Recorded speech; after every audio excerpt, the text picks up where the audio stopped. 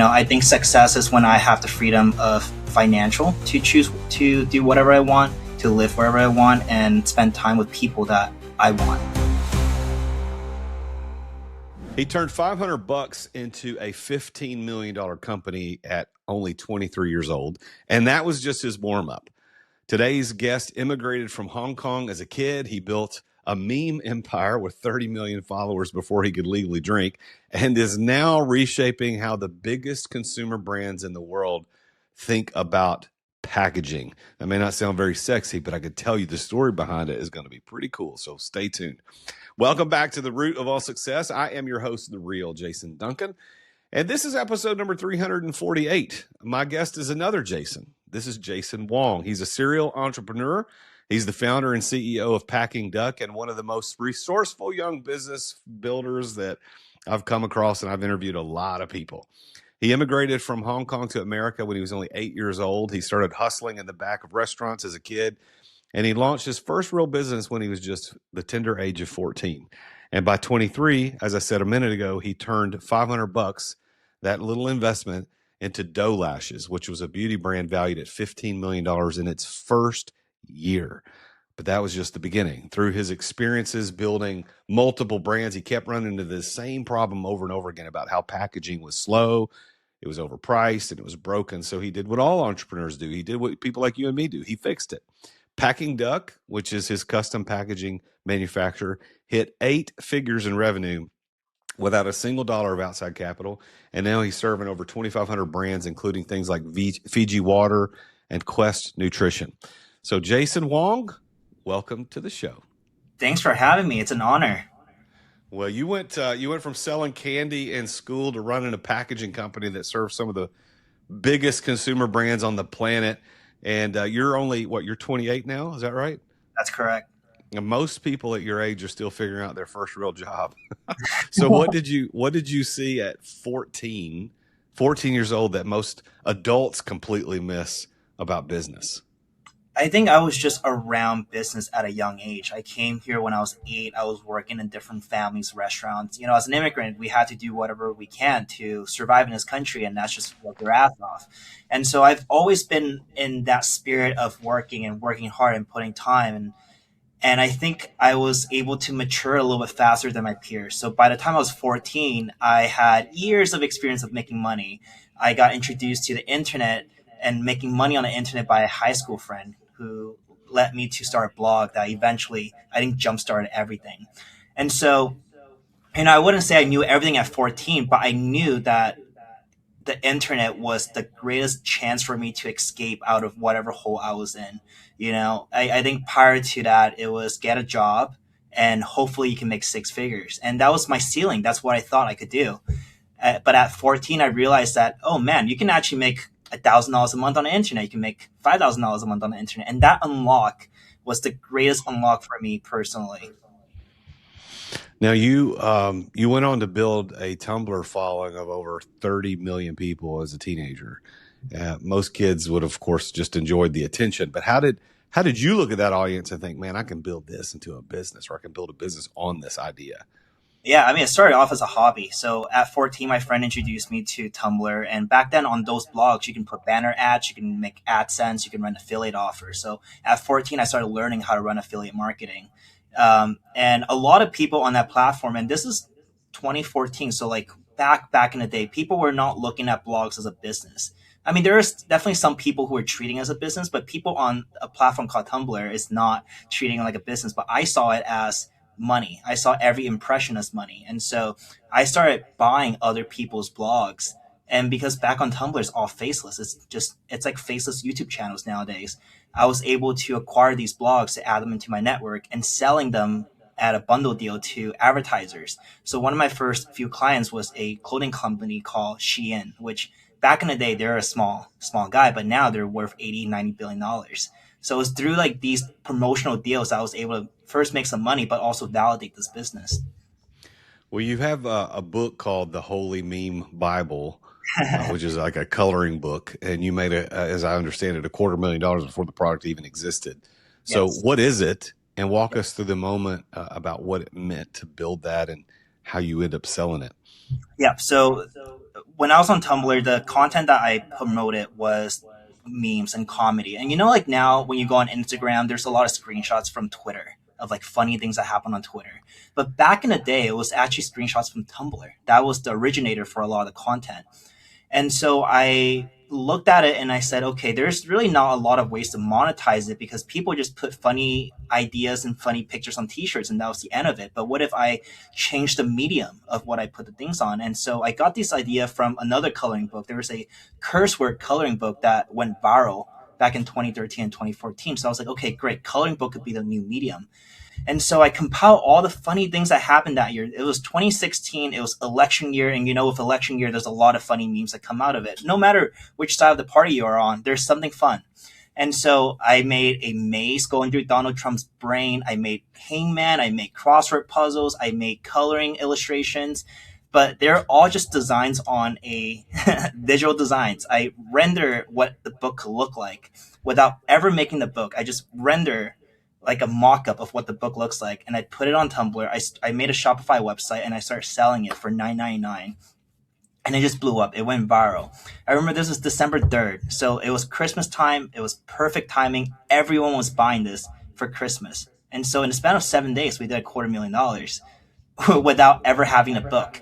And then on day 8 and day 9, that was when I was scrambling to get the books printed and shipping it before. So how did you do that? I mean, you get $250,000 of pre-orders. You don't even have the publisher, I'm assuming, or printer to get ready to do it. So how did you turn that into an actual product that you shipped on time? Yeah, I mean, thankfully, books are not rocket science. There's a ton of print shops around. I found one in San Francisco that can do a 4-day turnaround if I pay a rush fee. So I just pay, you know, every rush fee I can imagine and got it all out on time. I got those inventory shipped to my apartment and I was shipping those orders out by myself in my bedroom. And that was like really my first foray to like e-commerce at that scale. And before that, it was really small scale business. So that really put me into like, okay, I can do $1 million, $2 million a year off this one product and no one can really copy it. Well, so what did you profit on that first $250,000 order? We didn't have any marketing expense. My only marketing expense was my blog, which we own wholly. So I think out of the 250,000, I probably profited about 190 after you account for product costs and shipping costs. And Wow. then we did this for 5 more years. So there's 5 more edition of this book. That's a lot, bigger, better. We have a whole team working on it, and that spun out to its own product lab. So we had meme candles, we had meme bath bombs, we had a cookbook, and the recipes are based on what's trending, like popular memes here. At one point we made an orange chicken recipe off of Donald Trump. So there was a whole business that came out of it, but it was just because I made some funny pictures on the internet. Man, that is fascinating. So I don't know if you know this or not. I only recently learned this, but Simon and Schuster, the book publishing company, Mm, started publishing that their first thing they ever published was a book of crossword puzzles. wow. Yeah, I don't know if you've ever read the book "Thou Shalt Prosper" by Daniel Lapin, but he tells the story of these two Jews, and because he's a rabbi who wrote the book, so he tells the power of Jewish thinking, and he said these two Jews, the last names were Simon and Schuster, got together and made a crossword puzzle book for, I think it was his grandmother or somebody who loved to do the Sunday crossword. So might be on to a whole new publishing company, man. Kids coloring books. If I had more foresight, that's probably where I would have went to. But I knew that wasn't something I want to do forever. Like I don't want to be the meme guy. I want to put that as a chapter of my life. So eventually, I move into building a beauty brand off of the money that I made from the memes. Yeah. Well, let's talk about that. So Doe Lashes, Mm-hmm. you started that, you had $500. You were Mm-hmm. watching your girlfriend struggle with these uncomfortable false lashes. And a year later, you had a valuation done at 15 million bucks. So that's insane. So what did you do differently than every other beauty brand trying to break through? I think in any success, there's always context, right? Like I think oftentimes people listen to podcasts, I listen to these headlines, but like, oh shit, they did this, and let me just copy exactly what they did. We, I would say like to replicate what we did, you kind of just had to be there at the right place and right time. And our right place and right time was 2018 TikTok. That was when TikTok just started, and we were one of the first few beauty brands who got onto the platform. So I spent $500 to build this brand, not because I only had 500 in the bank account, but because I wanted to prove that you could build a brand new e-commerce business with very low cost. I did it the first time with the book, which didn't cost me any money. I want to do it again with a beauty brand because there's a misconception that it costs a gigantic ton of money to build an e-commerce business. But I think with what resources we have now, that's not true anymore. So I built that as a case study with Shopify. I spent $500. 400 of that went into inventory, and the rest went into web domain, went to web hosting, and buying a $29 theme. Of the $400, I spent it on inventory, and I spent half of it to influencers, like nano influencers. A lot of brands were going after people with 50, 100,000 followers. I was going after people with 500 followers. And TikTok, as you're aware, when they first started, and even now, even if you have 500 followers, you could reach a million people. That was something that was non-existent on Instagram or Facebook or any other platform, right? On any other platform, you had to have a lot of people following you to get access to exposing those content to them. TikTok was not the case. So we got on TikTok when every other brand was dismissing it as a platform to lip sync and for teenagers to dance to music. We saw an opportunity for brands to get a lot of eyeballs for free. And so we grew from zero to 150,000 followers on TikTok in 8 months, purely just by giving people behind the scenes content of how the business was done. So like oftentimes people are pushing out polished content, like they want the brand to look nice. But we did the opposite of that. We gave them the ugly side of business. We showed them us packing orders. We show them us replying to customer complaints, feedback, and like the development process. So we really give them a lens of behind the scenes, and that's what blew us up. All right.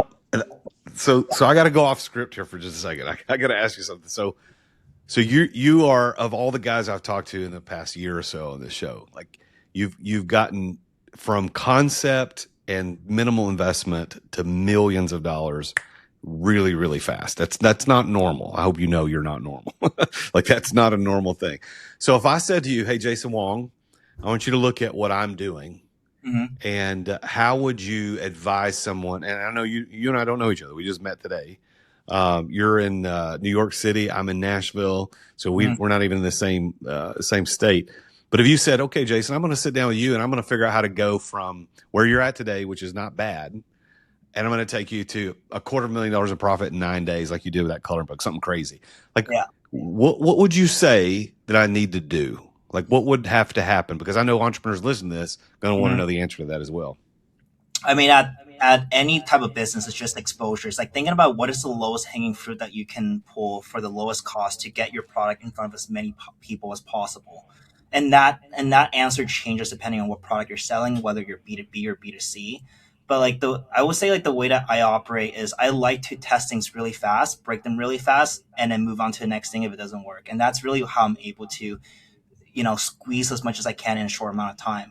But like, for as many success you've seen, there's like a ton more failures I've had that where it didn't work. So I can't say like what I'm doing is the magic bullet, right? Like out of 100 things I've launched in my lifetime, maybe 20 has worked. It's not a bad success rate, but I can't say I'm like the guy who can make anything happen. You know what I'm saying? Yeah. Well, I appreciate the humility and the lack of, or the not the lack of, but the supreme self awareness. So that is really good self awareness. But 20% success rate on maybe $1 million projects is pretty dang good, because you're right. The failures outweigh the successes, many more times than I think we know. But I think it's interesting, man. I think there's a play, where you could just say, "Look, I'm going to take some questions. What do you got? I'm going to give you an idea of how to take it," and then they go and take it. Maybe you even do it for an equity play. So, like, I'll give you the ideas, but I get a piece of it. So, Yeah, I think it's interesting. that could work. And like I think the common thing between all the things that work is before I started the companies, of the things that did work, I really sat down and understand what is the total addressable market for what I'm doing. Like, is the product I'm building actually creating a solution for a white space in this market? Is there actually a demand for it? So I'll give you an example. I just launched a Christian card game about 2 months ago. So it's based off a conversation card game. If you've seen things like We're Not Really Strangers, It's basically a card game that allows you to create small talks and have conversations with whoever you want to do. You can do it with your parents, you can do it with a date, you can do it with your friends. We made a Christian version of it, 150 questions of questions that we prayed over that we feel like it'll be great for you to ask in your youth groups, at churches, and with your friends and family. We launched that product 2 months ago. We're on track to do about $10 million this year off of one product, one single SKU. There's no other SKU, just one single card game, and we're going to launch a few more outside of that. The reason why we're able to go from $0 to $10 million in the first year is purely because before we even started this company, we sat down and understood exactly what is the gap this product fills, and then we also understood what is the content machine that we have to build to get this in front of as many people as possible. And we're doing this with no outside capital. Just we understand the market, we understand what is the market demands, and we create a product that fits that. So you created this card game. I mean, obviously there's production cost that goes into it, but are you pre-selling it like you did the meme book before, so that you have capital to produce it? We didn't pre-sell this one, so we made everything in my packaging factory because it's a card Ah, paper. So we made it ourselves. We get really low cost, and we just made enough for the first launch that if it didn't work out, so be it. It's only a few $1,000s down the drain, but it sold out in the first day. So we had to start cranking on restocks and whatnot. So we just restocked about a few days ago, and we're halfway through the inventory already. So it's one of those things where I think people were desperate for a product like that. People wanted to talk more about their spirituality. People wanted mhm. something that they can connect with their friends and family on, and we found the right product to facilitate that. That's interesting. So the card game is going to do $10 million this year in 2026, going from concept to reality to $10 million in revenue. I'm assuming, is that what you meant by the 10 million? Yep. Yeah, and uh, so how are you? What's the marketing plan? Because that's it. Like, well, you did TikTok on dough lashes, Mhm. but how do you market this? You simply drop it on Amazon and run some meta ads. Well, what'd you do? So, I mean, ads is just one part, right? Like, ads is just adding fuel to a fire, but like, if the foundation isn't there, it will never catch on fire. So, what we did was we really put out a content archetype of all the different types of content that we can create. So, like, founders content, a founder who's the face of the brand, who's talking about their process of building this card game. Then we're doing like street interviews of people playing these card games in person in the real world and then documenting their reaction towards that. And then we also have ads around different angles. So we have ads of playing it with your parents and like unlocking different conversations that you might not have your parents unless this card was facilitating it. We have angles of ads of you playing with your youth groups, with couples and whatnot. So we create avatars of who our ideal customers are, and we make ads that that um, that targets this particular buyer persona. Um, and we're churning out so much content on a daily day basis that we're able to understand what works and what doesn't work and do it at scale. Interesting. You've said that each of your businesses, bounced off the previous one, and that the problems in one venture became the opportunity in the next venture. So we're going to get into your packaging business, Packing Duck. How did running Dough Lashes and Saucy, or any of these other ventures, lead to directly to packaging? um, every single thing that I've ever built in my life had to come in packaging. So I really just sat down and said, what is that one thing that I've used many, many years that I've had a lot of problems with? And I built the company off of my own frustrations because when I was dealing with overseas factories, it was just very difficult. It was difficult to get through my ideas. It was difficult to know if I can trust them. And so after I exited from my CPG companies, I went straight into being a supplier because I understood what the pain points were exactly. But also, I knew that if I started this company, I would have a head start because of all the people that I knew from the CPG space as a founder myself. So our first 50 clients were people that I knew already. Most factories are not able to get a head start like that. We also have a head start because the factory that I eventually bought was a factory that we were using for the last few years and we were happy with them. So basically, I went to the factory and I said, hey, how much business are you guys doing right now? And where are your main customers? And they said, okay, we do XYZ in revenue, but we're only dealing with the APAC region because we don't know how to sell to Americans. And I was like, oh, that's easy. I know how to sell to Americans. I know how to sell to Europeans. What would you say if I triple your revenue in the next 6 months? Can I buy a piece of the factory? And so for the next 6 months, I was just introducing deals, I was introducing clients and facilitating those transactions to the point where we were able to actually triple their client list. Then I put in an offer to buy a piece of the factory, and that was 2 years ago. Now I think next week we're about to buy our third factory. Just doing the same exact deal was we prove ourselves that we are able to bring in the revenue. We're really good partners for these factories because otherwise they don't really know how to do the business development and sales ops that I'm really good at, and they're really good at the operations that I can lean on them on. And that's how Back and Duck started. So that factory that you acquired a piece of, is that the one in Guangzhou? If I'm saying that right? Okay. And then, as I understand it, your Alibaba sales rep became your COO, which is an unconventional way to build a manufacturing company. How Yeah. did those existing relationships give you an edge? So the guy who's my CEO right now was my agent 10 years ago on Alibaba, or actually 12 years ago on Alibaba when I was sourcing clothing for my first clothing business. And over time, I just needed more help in China, and he was able to help me pro bono. Didn't charge me a cent. Like, oh, I need to source this thing. I need to source this thing.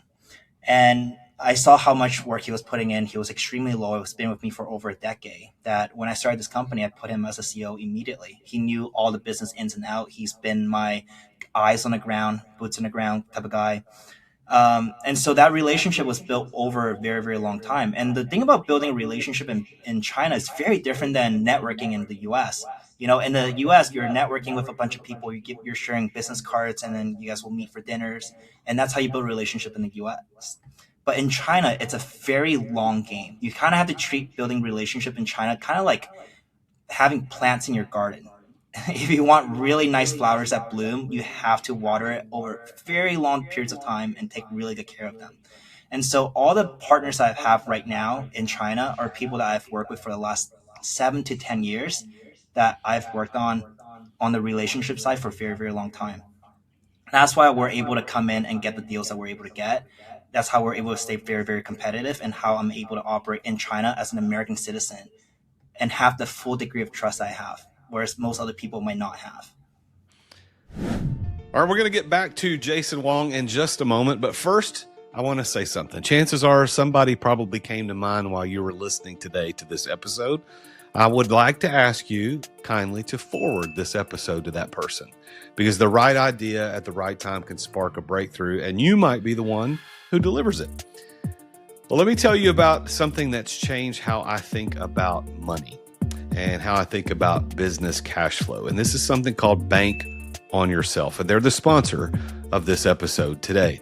I want you to imagine a proven strategy that's designed for entrepreneurs that lets you access your capital when you need it, without banks, thank God, without gatekeepers or tedious applications.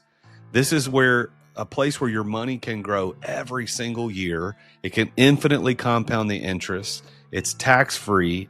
It gives you liquidity for investments and expansion, protects your savings from market volatility, and you can set your own terms for borrowing that money and repaying that money, and you get to stay in control. If you want to learn about how this strategy can work for your business and how your financial future can be protected, you can go check out Bank on Yourself and get a free 15-minute consult with an expert in this. And to do that, we've set up an agreement with the Bank on Yourself folks. And all you got to do is go to therealjasonduncan.com/bank on yourself. That's therealjasonduncan.com/bank on yourself. And you can book a confidential session with a specialist. That's therealjasonduncan.com/bank on yourself. Now let's get back to the show. So Jason, 8 figures in revenue in roughly 2 years, no venture capital, no outside investors. And this is all in a world where every founder seems to be chasing a funding round. So why did you choose to bootstrap, and how did that shape your company, Packing Duck? Oh, the honest truth is, I just don't know how to raise money. We got an honest guy here, folks. I don't know how to raise money. I've never raised money before, and I think the idea of owing people money is it's scary to me. I just don't. I just don't like to do that. And we've always been able to build businesses without very large capitals. And honestly, to me, that's more fun. Like I like to see how much I can stretch myself with no outside capital. And we were very fortunate to be able to be cash flow positive from day one, just due to the way that we set up our business, so that we don't never really have to had any extra capital injection. But that's not to say that it's a bad idea. I just don't know how to raise money. Well, you're also building AI tools Mhm. internally at Packing Duck. So, what problems are those tools solving, and is there a plan to at some point sell that technology to other companies? That's exactly right. So the the AI tools that we're building right now are tools that will help us as a an enterprise company perform work better. But we're also creating a tool that we will eventually license out to other factories. So, like, my end goal in 5 years is not just be a factory, but to be a platform for factories, particularly for packaging. Um, Packaging or even factories in general has been a space where technologies move very slow because manufacturing is just a outdated industry. They move slower. It's not sexy. There's not a lot of technology providers building tools for us. And I love exploring new technology. When the AI tools came out, I was the first to explore it in our company, and I want to implement it at every single step. So the way that I think about it is, and I what I tell our team is, what we're building right now is kind of like an Iron Man suit for yourself. So imagine right now you spend 40 hours to do X amount of work. What if we can do that same amount of work but in 20 hours, because we're using AI tools to automate more menial stuff like sending contracts, or looking over client chat histories, or consultations, all those things that are a lot of back and forth that honestly an AI agent can do. What if we just automate all of that? And that was the first point of building it.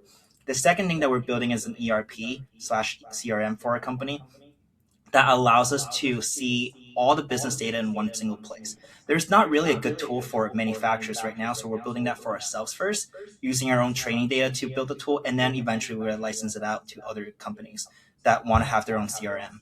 And lastly is the technology platform we want to build. So right now, if I were to say, Jason, go look for a great packaging manufacturer, you're either Googling or you're going Alibaba. And then once you do that, there's 8,000 different results for you. And you don't know who to trust. You don't want to spend money testing across different companies that you don't trust. So we're building that platform where eventually we become the company that is certifying these factories to be up to the standards that you know us for. So if you want to work with a pack and duck factory, you go to this website, you tell us what you want. Our AI agent will compile your needs into a proper form. And then, based on the best matching criteria, we triage the order to the right factories under our umbrella. So we own our first three factories right now, but eventually the goal is that we'll have 100 factories under this umbrella that we might not even have equity on, but by being a part of our factory network, they get access to all the client lists that we have. And our clients get access to all the factories across the world, whether it's in Turkey, Mexico, Pakistan, or wherever, that have the same level of standards in quality, in speed, in pricing that you expect from us, but now you get to access them at your own pace. That's what we're hoping to build in 5 years, and maybe that's the thing that will lead to an exit, hopefully. Jason, what's something that you used to believe that you don't believe anymore? Really good question. I have to really think about this one because I don't know. I feel like from the get go, a lot of things that I believed in end up to be true.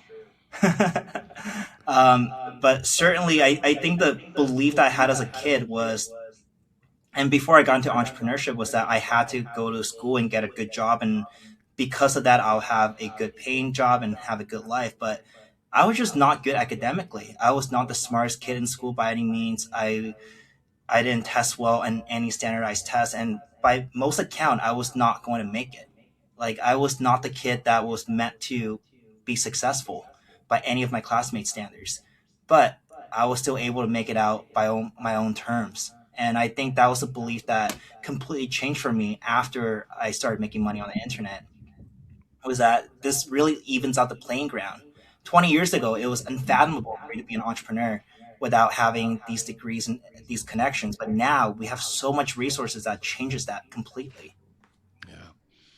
The name of this show is The Root of All Success. Mhm. So I've got to ask you some questions around success. What do you believe has been the one key that has unlocked success for you? So, so much more than any other. I think the one key was going to get it. I realized that at a young age, no one's got to come feed me. No one's got to come hand me things. and I have to go out and get it. And whether that is building the right relationships, asking for the right favors, asking for help when you actually need it, and maintaining those relationships with key people in your life. I think those are things that I did really well that led to what I have now. How do you personally define the word success? I think for everyone's different, but for me is having the freedom of option. I think success is when I have the freedom of financial to choose to do whatever I want, to live wherever I want, and spend time with people that I want. That to me is successful. Based on that definition, do you consider yourself successful? I think so. I get to do the things that I love. I wake up in a job that I love to do. I get to spend time with people that I love to spend time with because of the flexibility and freedom I get by building my own business. And then the money's a byproduct. I think money gives me options to do things I want, to take care of the people that I want. I can retire my parents. I can take care of my friends and family if I need to. I feel very successful being able to do that.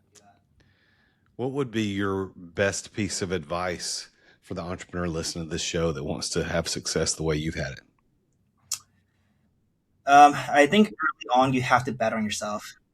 When everyone else doesn't bet on you, you're the last person that can have the control to change the trajectory of your life. So betting on yourself, learn, be in a constant mode of learning. So like anytime something new comes out, I'm always learning about how can I apply it to my business.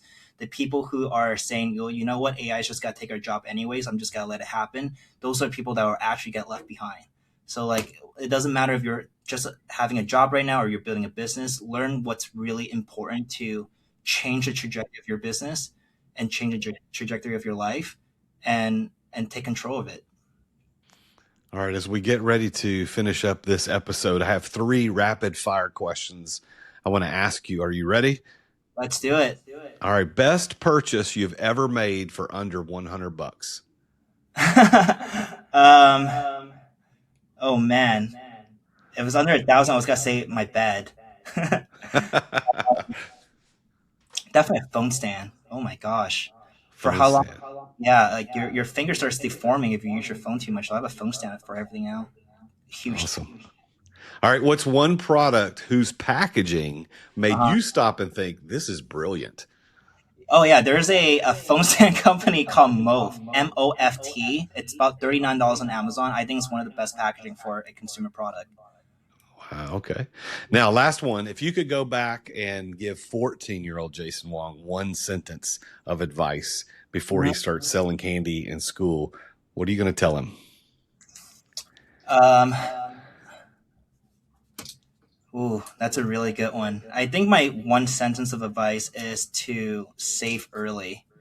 And this sounds like an old man advice, like save money. But like I think when I first started making money, I just didn't know what to do with it. I was lighting it on fire.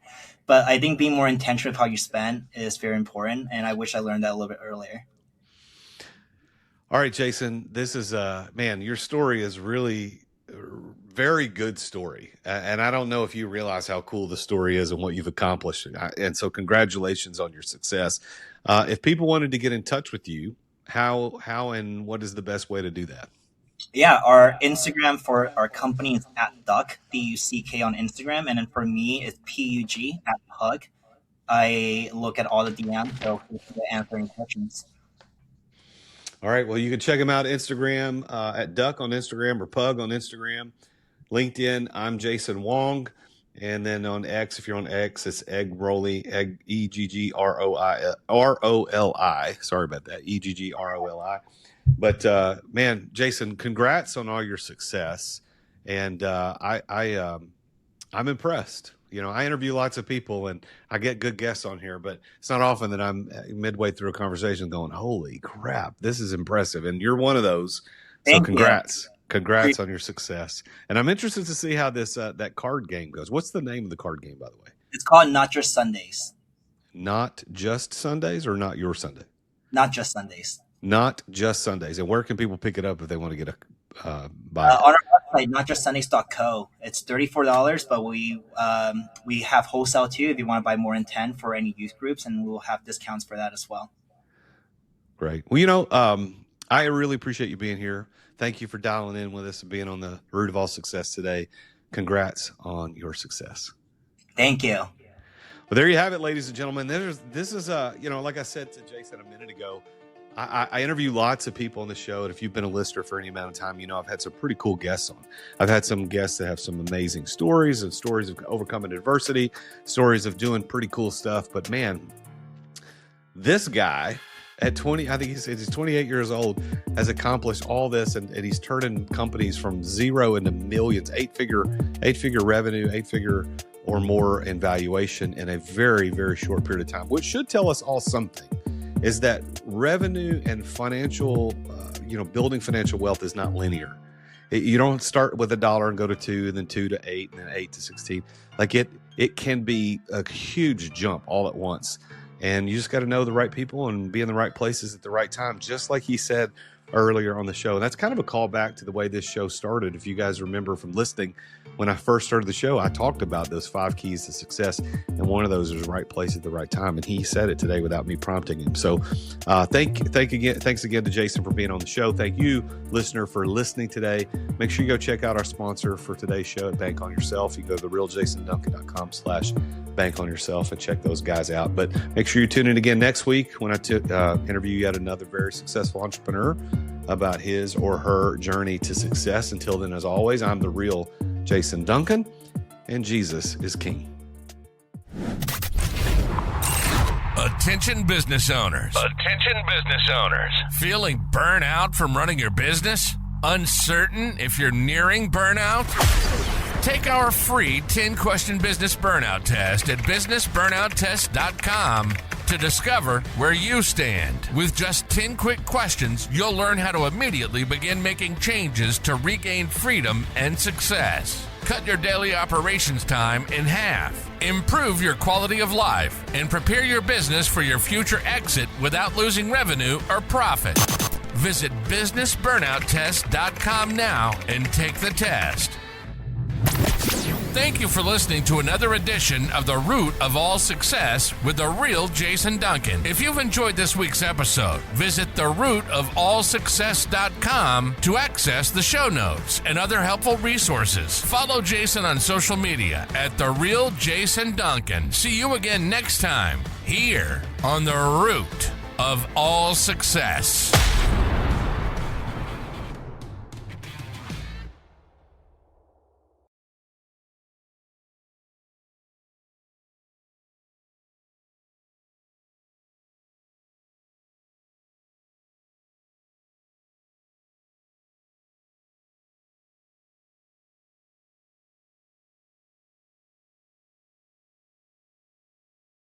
This podcast is a part of the C-Suite Radio Network.